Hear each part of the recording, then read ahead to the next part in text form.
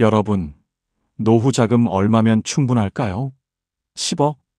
20억? 아니면 집 한 채면 괜찮을까요? 그런데 말씀드립니다. 돈만 있다고 해결되는 게 아니에요. 충격적이죠? 지금부터 제가 말씀드리는 내용 끝까지 들으시면 여러분의 노후 준비 방식이 완전히 바뀔 겁니다. 오늘 이 영상이 도움되신다면 좋아요 한번 눌러주시고요. 구독과 알림 설정까지 해두시면 앞으로도 노후 준비에 꼭 필요한 정보들 놓치지 않으실 겁니다. 요즘 이런 말 하시는 분들 많으세요.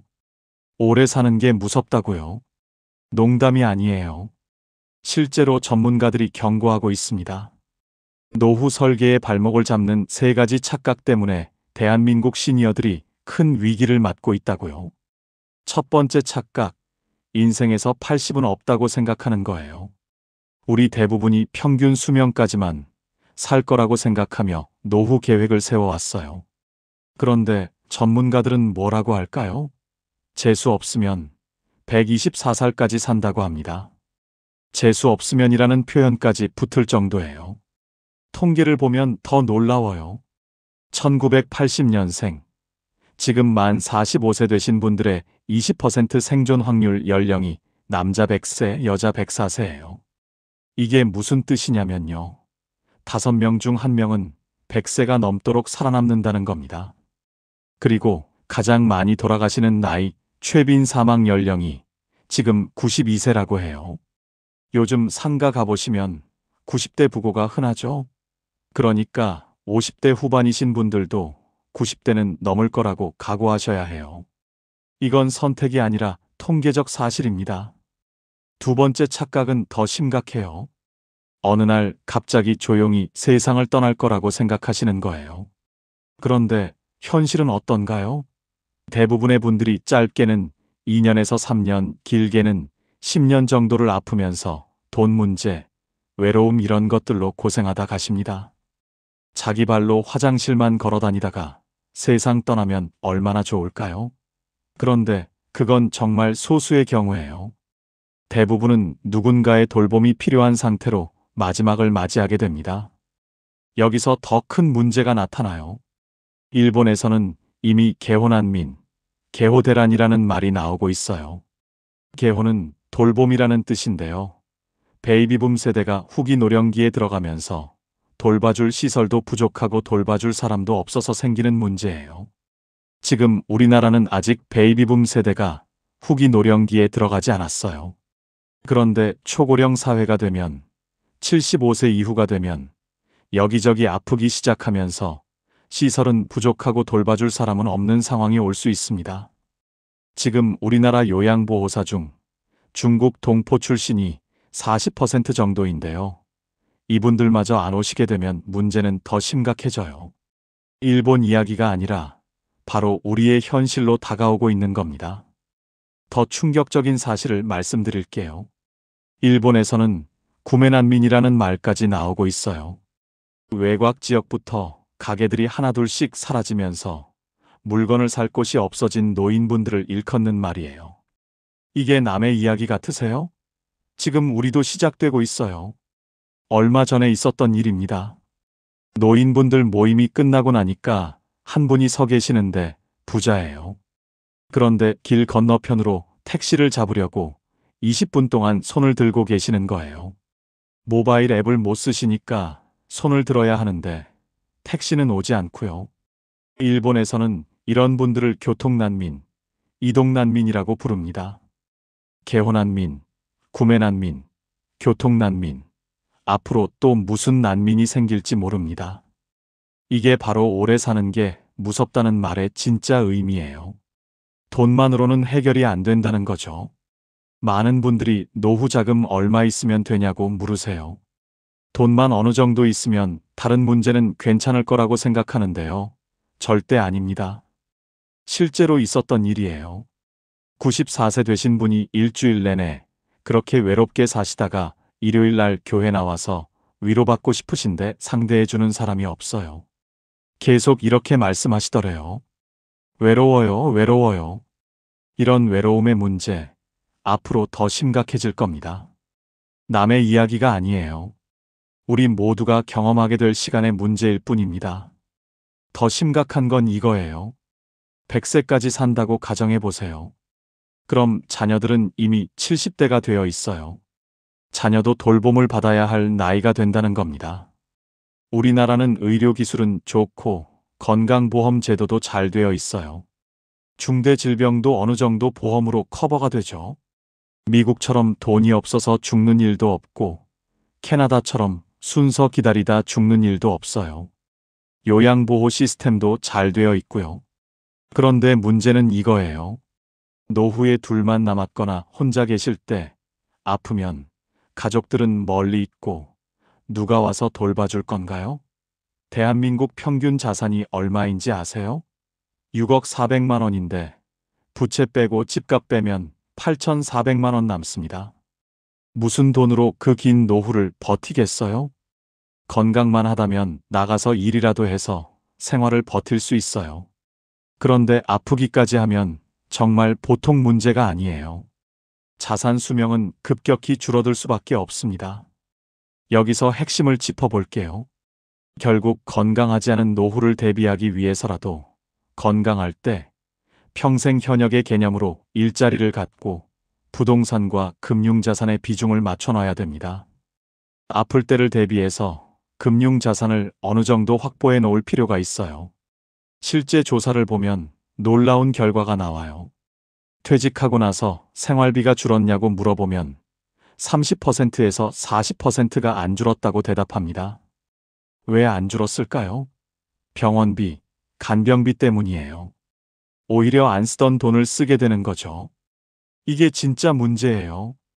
더 충격적인 통계가 있어요. 노인분들께 건강하시냐고 물어보면 미국이나 일본에서는 60%가 예, 건강합니다라고 대답해요.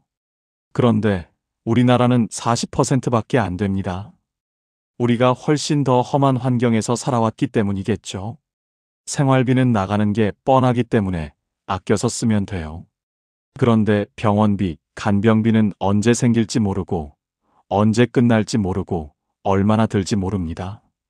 그래서 일단 중대질병보험 하나를 들어서 방어를 해야 돼요.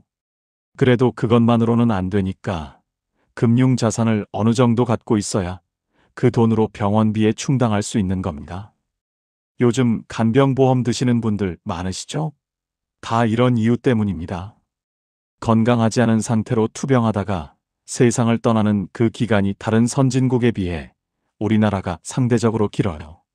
그 기간을 대비하는 노력이 반드시 필요합니다. 그런데 문제는 그런 시설이 거의 없다는 거예요. 상대적으로 부족해요. 요양원 같은 데 들어가 계신 분들 정말 힘들어 하시잖아요. 돈의 문제도 있고요. 앞으로는 시니어들이 편안하게 들어갈 만한 시설이 좀 늘어날 거라고 봅니다. 그런데 이웃나라 일본을 보니까 우리보다 20년에서 30년 앞서 고령사회가 됐고 선진국이니까 잘 되어 있을 줄 알았는데 없는 거예요. 예를 들어 화장시설 같은 것도 엄청 부족하대요. 수명이 늘어날 때는 잘 안 돌아가시다가 어느 시기가 되면 한꺼번에 돌아가시거든요. 그래서 일본을 지금 죽음이 많은 사회, 다사사회라고 부릅니다. 일본은 원래부터 화장하던 나라라 화장터가 많을 줄 알았는데 부족해서 원하는 시기에 3일장을 할 수가 없대요. 우리나라도 지금 화장터가 부족해서 4일장, 5일장, 6일장까지 가잖아요. 여기서 정말 중요한 포인트를 말씀드릴게요. 일본에서 문제가 뭐냐면 다사사회인데 화장터는 안 늘어나고 병원에서는 시신 갖고 나가라 하고 집에 갖다 놓을 수도 없고 그래서 요즘 일본에서 유행하는 게 시신 보관 호텔이래요. 이게 남의 문제 같으세요? 바로바로 장례식을 치를 수 없는 상황이 우리에게도 올 수 있어요. 우리나라 화장률이 얼마나 급격하게 늘어났는지 아세요? 1988년 올림픽 때만 해도 15%였어요. 매장이 85%였죠. 그때만 해도 우리나라가 삼천리 강산이 무덤으로 덮이겠구나 걱정했었대요. 그런데 SK그룹 최종현 회장님이 돌아가시면서 화장하시고 캠페인을 하셨어요. 그래서 20%가 됐고요. LG 구본무 회장님이 수목장을 하시면서 더 늘었습니다. 지금 우리나라 화장률이 몇 퍼센트인지 아세요? 5년 전에 88%, 작년에 94%예요. 벼락같이 화장률이 늘어난 거죠. 일본은 원래 화장하는데도 화장터가 부족한데 우리는 화장률이 벼락같이 늘어났기 때문에 장래 문화가 10년, 20년 사이에 급격하게 바뀔 거예요. 다사사회에 대한 대비가 이럴 정도로 예상치 않게 급격하게 바뀌는 게 문제입니다. 고령화 속도를 한번 볼까요? 전체 인구 중 65세 이상 인구 비율이 7%를 넘으면 고령화 사회라고 해요. 우리나라는 2002년에 시작됐고 일본은 1970년에 시작됐어요. 30년 빨리 시작했죠. 그 다음 노인 비율이 20%가 되면 화끈하게 늙은 나라, 초고령 사회라고 하잖아요. 7% 넘어선 때부터 20% 될 때까지 걸리는 기간을 고령화 속도라고 하는데요. 프랑스는 155년이었어요. 일본은 34년이었고요. 그래서 5배 속도로 일본이 늙으니까 적응을 못하고 30년 동안 고생했던 거예요. 그런데 우리는 더 화끈합니다. 24년 만에 갔어요. 프랑스 같은 나라는 155년 동안 서서히 적응해 가면 되는데 우리나라는 24년 동안 총알같이 적응하지 않으면 큰 문제가 생기는 거예요. 그래서 어제까지 상식으로 생각했던 일에 관한 생각, 주택에 관한 생각, 자녀 교육에 관한 생각, 자녀 결혼에 관한 생각, 내 노후에 관한 생각을 180도 바꿔야 됩니다. 우리나라 문제는 바뀌는 속도가 다른 나라의 서너 배 속도로 가기 때문에 더 복잡한 거예요. 찝찝찝하던 시대는 지났어요. 부동산 비중은 낮춰야 되고 현금 비중은 높여야 됩니다. 간병이나 돌봄의 문제가 갑자기 대두되는 이유도 이 속도 때문이에요. 게다가 성인 자녀에 대한 돌봄도 일찍 중단하셔서 빨리 자립을 시켜야 돼요. 내가 질병 이후에 어떻게 살아갈 것인가, 건강 수명을 늘리기 위한 대비를 하셔야 하는데 그러려면 자산 수명을 늘려야 하고 자산 수명을 늘리려면 금융자산 비중을 높여야 합니다. 나이 들어서는 외부의 투자나 특히 부동산 투자, 주식 투자도 조심스럽게 신중한 결정을 하셔야 돼요.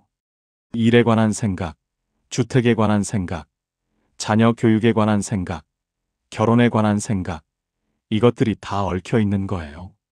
자녀 결혼 때도 지나친 지원은 줄이셔야 되는데 이게 참 빈부격차에 따라 문제가 더 심각해져요.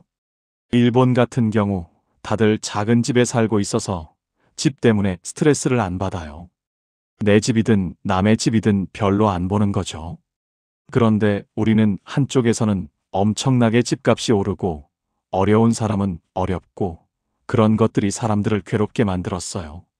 내 직장이 여기 있어서 할 수 없이 여기 살았는데 집값이 갑자기 오른 사람, 내 직장이 저쪽에 있어서 거기 살았던 사람들은 죄도 없이 그런 혜택을 못 받았죠. 이런 걸 보면 화가 나는 게 당연합니다. 사람들이 많이 화가 나 있는 것도 그런 이유예요. 그럼에도 불구하고 미래를 대비하기 위해서 생각의 패턴, 사고의 양상을 바꿔야 합니다. 자립이라는 문제에 대해서 심각하게 생각해 봐야 돼요. 자립은 3가지가 있습니다. 첫째가 행위의 자립이에요. 내가 머물렀던 자리 쓰레기를 누가 와서 치우게 만들잖아요. 회사에서도 누가 무슨 일하면 못 믿어서 누가 가서 봐줘야 되는 사람 있잖아요. 그러면 그런 자녀들의 노후는 어떻게 될 건가요? 그런 자녀를 둔 부모의 노후는 어떻게 될 건가요? 313만 명이 캥거루족이 된 이 문제, 행위의 자립부터 시작해야 합니다. 두 번째가 의식의 자립이에요. 우리나라처럼 남의 눈 때문에 미치는 나라가 없어요. 미국은 학교 졸업하면 넓은 땅에 흩어져 버리기 때문에 친한 친구 몇 명 빼고는 누가 어디서 뭐 하는지도 모르고 관심도 없대요. 그런데 우리는 동창회, 향후회, 동네 모임, 개 모임 가지고 누가 뭐 샀다고 사진 올리고 나는 점심에 이거 먹었다고 올리고 누가 어떻다고 평가하고요. 남의 눈에서 벗어나야 진정한 자립이 가능한데 그 남의 눈 때문에 문제가 생깁니다. 세 번째가 경제적 자립인데요. 다들 재테크, 돈 버는 능력만 생각해요. 그런데 진정한 경제적 자립이란 주어진 경제적 상황에 자기 자신을 맞춰놓는 능력을 기르는 것입니다. 이게 인식의 전환이에요. 자산 수명을 늘린다는 개념은 자산을 불리고 오래 유지한다는 개념이 아니라 내가 갖고 있는 자산에 내 삶의 패턴을 맞춘다는 의미가 더 강합니다. 우리는 다 재테크, 돈 버는 능력, 자산을 늘리는 것만 생각하거든요. 그런데 그게 아니에요.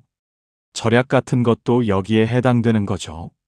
그런데 어디 가서 절약 얘기하면 많은 분들이 화난 표정을 하세요. 지금 바빠 죽겠는데 왜 그 얘기만 하냐고요. 투자로 승부를 보겠다고 하시죠. 우리가 30년, 40년 세계 없는 고성장 시대를 살았기 때문에 의식하고 있지 않지만 미국, 일본 같은 선진국 사람들이 우리를 보면 너무나 낭비가 심하고 거품 요인이 많아요. 그런 것들을 어떻게 줄일 수 있는가 하는 노력이 필요합니다. 사교육비도 문제가 뭐냐면 사교육비 자체가 아니라 사교육으로 자녀들을 생각하는 아이로 키우지 않았다는 거예요. 지금 직업이 사라지는 시대거든요. 2033년이 되면 현재 있는 직업의 47%가 사라진대요. 그리고 요즘 신규 채용이 없잖아요. 신규 채용 비율이 2019년에 전체 채용 건수의 50%였는데 2023년에 23%로 줄었어요. 이럴 때는 어떻게 해야 할까요? 고성장 시대에는 신규 채용이 많았기 때문에 공부 잘해서 좋은 대학 들어가서 취직하면 됐어요. 저성장 시대는 신규 채용이 별로 없기 때문에 중소기업 같은 데 들어가서 몇 번 이직하면서 좋은 회사로 옮겨가야 돼요. 옮겨갈 때 회사에서 뭘 볼까요? 학벌, 스펙이 아니고 이 친구가 우리가 시키려고 하는 일을 잘하는가 못하는가 능력을 봐요. 그 다음에 평판, 인간성이 됐는가를 보거든요. 우리나라 어머니들은 아직도 공부가 뭐라고 생각하냐면 돈 들어가는 게 문제가 아니라 엄마들이 시간표를 짜서 좋은 선생 골라서 거기 가서 외우는 거 배워서 대학 가는 것만 가르치기 때문에 문제예요. 직업이 사라지면 내가 갖고 있는 능력이 갑자기 생기지 않잖아요. 회사에서 없어져서 나오게 되면 내 능력을 똑같이 어디 가서 써먹을 수 있을까를 생각할 수 있는 능력이 있어야 되거든요. 어머니들이 사교육비를 너무 많이 지출해서 자기 노후 자금할 거를 들어간 것도 문제지만 자녀들을 생각하는 능력을 박탈한 게 더 큰 문제예요. 자기 주도 능력을 전혀 키워주지 않았기 때문이죠. 이런 문제가 앞으로 심각하게 등장할 거예요. 자녀 세대의 전인 교육을 신경 써야 하는 상황이고 결국 적정한 나이에는 자녀를 경제적, 의지적, 행위적으로 자립시켜야 노년 세대가 우리 부모 세대가 결정적인 시기에 자립할 수 있는 여유가 갖춰집니다. 자녀는 독립하고 우리 부모 세대가 제때에 자녀에게 의지하지 않고 독립된 풍요로운 삶을 유지할 수 있는 거예요. 자산 수명을 늘리기 위해서는 우선 건강 수명이 늘어나야 해요. 아프면 돈 많이 들잖아요. 그때 자녀 리스크에서 벗어나야 돼요. 내가 아무리 돈을 많이 갖고 있어도 자식이 문제가 되면 방법이 없으니까요. 그런 문제들이 겹쳐 있기 때문에 내가 돈이 아무리 많아도 부동산만 갖고 있는데 일본과 같은 부동산 하락 현상이 나타나면 그 자산은 아무 의미가 없는 겁니다. 그런데 다들 뭐만 생각하냐면 어떻게 하면 빨리 집을 사서 집을 늘릴 거냐, 어떻게 하면 재테크에서 늘릴 거냐만 생각해요. 우선 우리 자식들한테 위험이란 말하고 리스크란 말, 이것의 차이라도 제대로 이해시키는 게 중요하다고 봐요. 우리 부모들은 위험한 거 가지 마라, 위험한데 하지 마라, 위험한 남자 만나지 마라 이렇게 얘기하거든요. 그런데 위험은 확정이에요. 홍수나면 죽어요. 포탄 떨어지면 죽어요. 리스크는 불확실성이에요. 잘 될 수도 있고 잘못될 수도 있는 거죠. 잘못되는 것만 리스크라고 하면 언론에서도 그렇게 쓰고 있는데 그건 반만 해석한 거예요. 옛날에는 어느 직장 들어가면 평생 보장됐어요. 예금하면 10몇% 이자 줬고요. 결혼도 어떤 남자하고 결혼하면 큰 문제가 없었어요. 그런데 요즘은 직업이 사라져서 평생 다닐까라고 생각했던 남자가 잘려요. 문제가 생기잖아요. 그렇기 때문에 불확실성의 시대거든요. 리스크를 제대로 이해해야 돼요. 리스크의 어원이 라틴어에서 나왔는데 용기를 갖고 도전하다는 데서 나왔대요. 놀랍죠? 우리 자녀들도 리스크에 도전하되 관리할 수 있는 지혜를 배워야 됩니다. 그 지혜를 가르쳐야 돼요. 주식 투자도 마찬가지예요. 다들 예측이라고 생각해요. 예측을 잘하는 게 주식 투자라고 생각하는데 예측은 하지만 그거는 100% 맞는다는 보장이 없거든요. 불확실하니까요. 그거에 대한 방어를 해야 되는데 주식 투자에 리스크가 있으면 시장 리스크, 마켓 리스크가 있어요.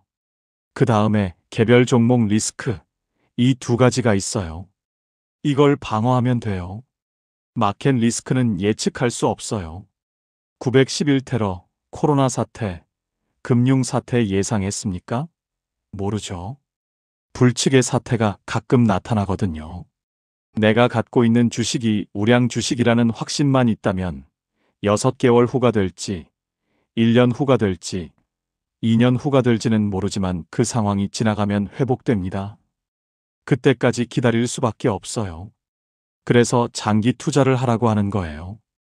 그런데 보통 사람들 장기 투자 이야기만 하면 짜증내요. 지금 우리 20대 남성이 1년에 주식 투자할 때 샀다 팔았다를 몇 번 하는지 아세요? 68번을 해요. 세계적인 운용사들이 보통 자산 운용할 때 몇 년에 한 번씩 사고 팔까요? 2년이나 3년에 한 번씩 사고 팔아요. 그런데 우리는 1년에 68번 샀다 팔았다 반복하는 거예요. 이건 자본시장연구원에서 발표한 거예요. 그러면 꿈에도 나타나요.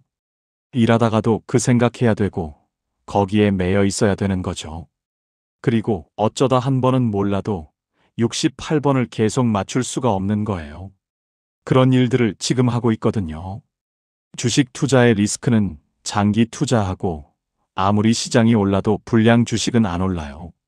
좋은 주식을 고르는 노력, 그게 개별 종목 리스크예요.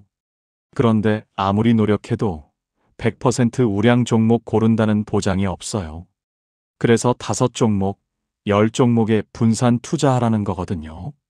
너무나 당연한 얘기니까 장기 투자, 분산 투자 이야기하면 벌써 그 다음부터 안 들어요. 당연한 얘기를 어떻게 하면 우리 투자자분들이 경청해 줄 수 있을까, 실천하게 만들 수 있을까가 과제예요. 자산 수명을 늘리기 위해서 재테크를 잘해서 불리는 것만 생각하거든요. 건강 수명은 내 마음대로 되는 건 아니에요. 하늘의 순리죠. 자연의 순리예요. 그건 알 수가 없는 거예요. 그래서 그거는 보험하고 중대질병보험을 하고 그런 일이 됐을 때 어떻게 내가 대처할 건가 그런 대비책을 마련해 두셔야 합니다. 자산 수명은 부동산 비중과 현금 비중을 1대1로 맞춰 두시고요. 플러스 요인에 연연해 하기보다는 마이너스 요인을 최소화시키는 절약이라는 단어로 승부하시면 됩니다. 장기 분산 투자가 자산 수명을 늘리는 지름길이 될 수도 있어요. 자산 수명의 플러스 요인만 너무 연연해 하기보다 마이너스 요인을 최소화시키는 방법이 자산 수명을 늘리는 거예요. 일을 하는 것도 늘리는 방법이고 건강하니까 건강 수명이 길어야 자산 수명이 길어져요. 외롭지 않으니까 풍요로운 삶이 유지되고요. 부동산에 몰빵되어 있지 않아야 무슨 일이 나더라도 자산 수명을 늘릴 수가 있는 겁니다. 여러분, 오늘 영상 도움 되셨나요? 노후 준비는 돈만으로 해결되는 게 아니라는 사실, 건강 수명과 자산 수명을 함께 늘려야 한다는 사실, 그리고 자녀의 자립과 우리의 사고 전환이 얼마나 중요한지 이해하셨을 거예요. 이 영상이 도움되셨다면 구독과 알림 설정 꼭 눌러주시고요. 주변의 소중한 분들과도 공유해주세요. 우리 모두의 행복한 노후를 위해 함께 준비해 나가면 좋겠습니다. 감사합니다.